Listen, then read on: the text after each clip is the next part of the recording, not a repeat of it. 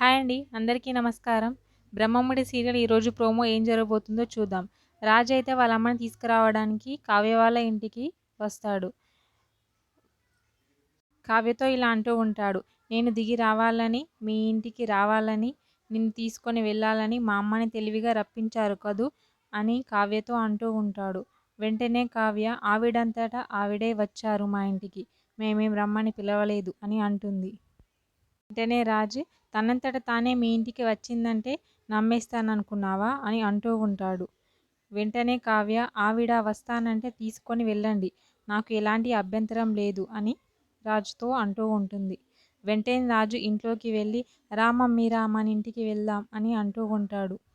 అప్పుడు వాళ్ళ అమ్మ మారం చేస్తూ ఉంటుంది. నేను రాను, వస్తే కావ్యతోనే వస్తాను మన ఇంటికి, లేదంటే కావ్యతో పాటు ఇక్కడే మట్టి బొమ్మలకు రంగులు వేస్తూ నా శేష జీవితాన్ని ఇక్కడే గడిపేస్తాను అని అంటూ ఉంటుంది.